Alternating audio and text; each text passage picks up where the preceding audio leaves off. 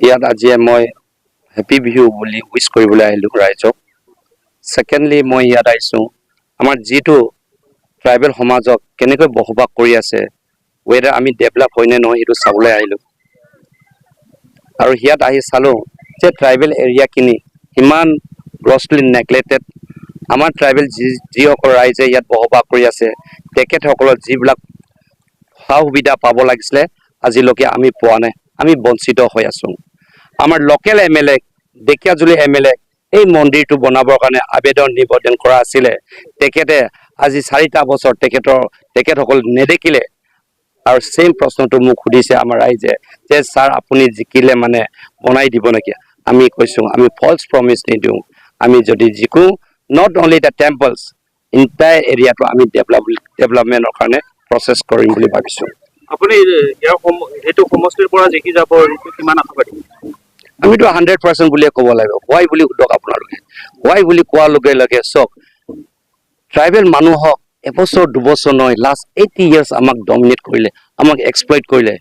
আমাৰ কেইটামান ট্ৰাইবেল সমাজত কেইটামান ব্লেক চিপ আছে, ইলেকশ্যন আহিলে ঘৰে ঘৰে গাঁৱে গাঁৱে মদ পানী পইচা বিলাই পেলাই 5টা বছৰ কৰি পেলাই আমাৰ ভোটখিনি লৈ পেলাই আমাক ভেলুলেছ কৰি দিছে।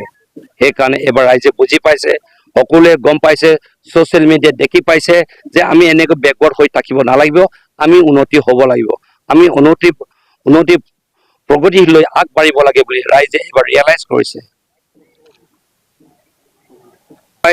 এই বিজেপি চৰকাৰে ট্ৰাইবেল মানুহক সদায় প্ৰলোভন দি থাকে। আজি এবছৰ দুবছৰ নহয়, আজি 10টা বছৰ গুচি গ'ল, 10টা শিলগুটি মোৰ ৰাস্তাত নপৰিলে আমাৰ ট্ৰাইবেল এলেকাত মানুহে কয় যে ট্ৰাইবেল এলেকা উন্নতি কৰিছে বুলি কৈছে, ট্ৰাইবেল উন্নতি হোৱা নাই। ট্ৰাইবেল গাঁৱৰ ৰাস্তাবিলাকত একটা শিলগুটি পৰা নাই, এটা কুঁৱা বনাই দিয়া নাই, এটা নলা খান্দি দিয়া নাই, এটা পানীৰ ব্যৱস্থা আমাক কৰি দিয়া নাই। এই গভৰ্ণমেণ্টটো ফেইলিয়াৰ গভৰ্ণমেণ্ট, এই গভৰ্ণমেণ্টটো ডিফল্টাৰ গভৰ্ণমেণ্ট।